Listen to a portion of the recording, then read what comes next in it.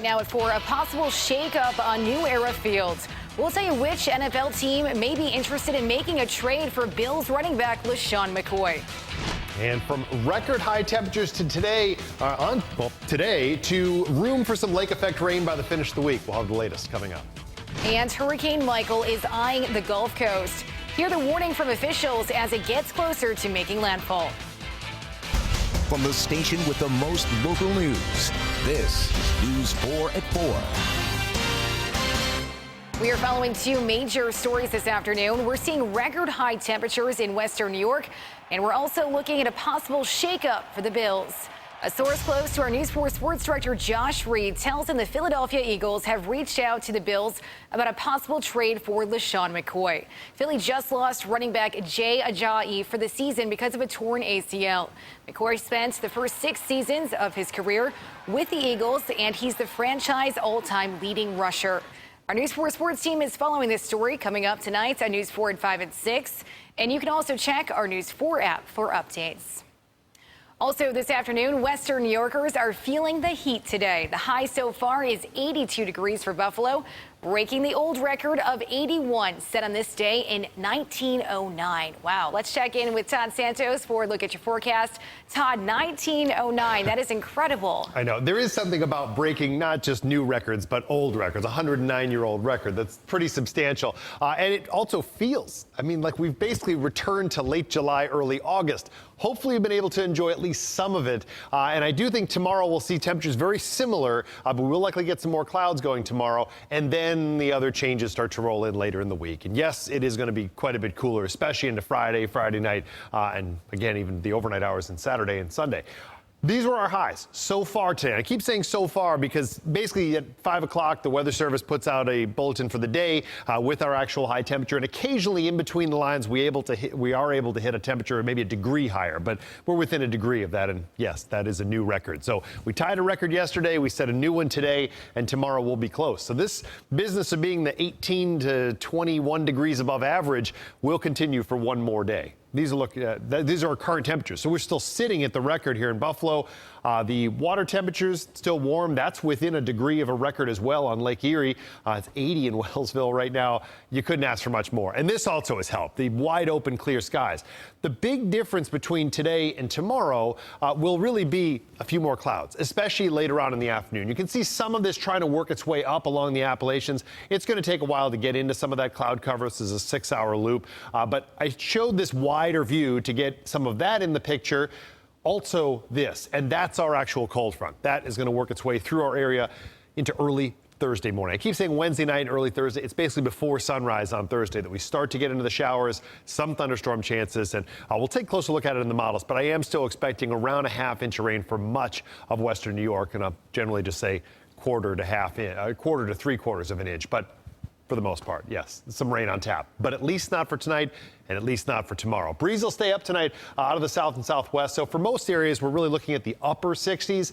Could find some lower 60s, especially in the southern valleys and those of you closer to and south of the Pennsylvania line. So we'll take a closer look at tomorrow and some of the bigger changes into the second half of the week coming up. Christy? All right, Todd, thank you. And remember, you can get the latest forecasts in the palm of your hands anytime. Just download our News 4 app. It has the latest news, weather, sports, traffic, and more. And it is free for your phone or your tablet. We're also keeping our eye on Hurricane Michael as it makes its way toward the Gulf Coast.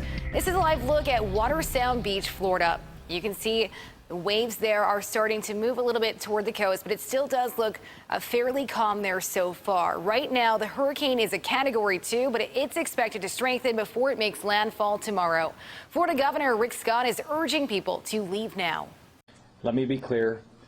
Hurricane Michael is a monstrous storm, and the forecast keeps getting more dangerous. The time to prepare and make a decision, the time to evacuate is now, not in a few hours.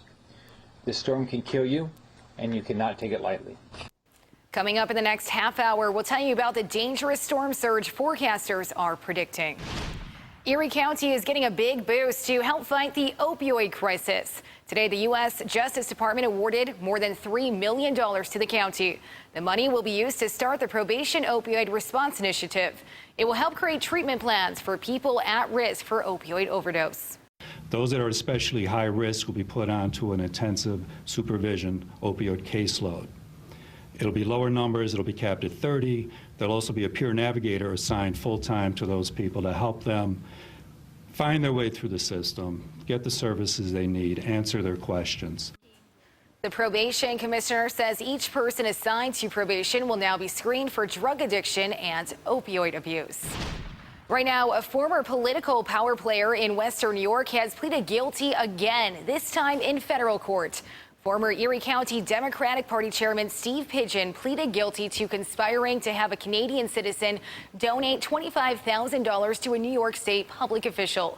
Last week, he pleaded guilty to bribing a state Supreme Court justice. He'll be sentenced in December. A Buffalo man will spend 13 years behind bars for a violent attack with a butcher knife. A judge sentenced Tyrone Fish for the crime, followed by 5 years of post-release supervision. Prosecutors say he went to his ex-girlfriend's home last year, and they say he then stabbed his ex's new boyfriend with a butcher knife. The victim survived after several surgeries.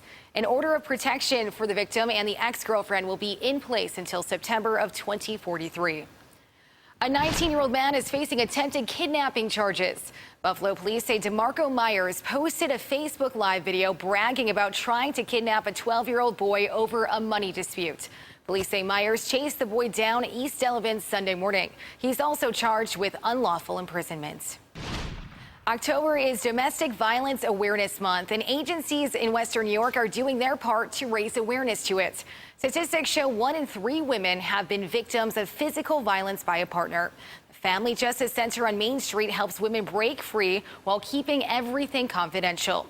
We heard from one domestic violence victim who now says she's making it her mission to help others. I did a lot of trauma-based therapy. That was a key component in healing. There's a lot of judgment. There's just a lot of pain that comes with that and shame. And so I want us to break free from that. We have domestic violence advocates who can safety plan. We actually Skype with the judges on the bench in family court for orders of protection right from our Family Justice Center's location. If you've been a victim of domestic violence, we have information on how you can get help on our website, WIVB.com. Next on News 4 at 4, how you can help those affected by HIV and AIDS by dining out. And we are just a few hours away from finding out who will be named the winner of Fat Bear Week.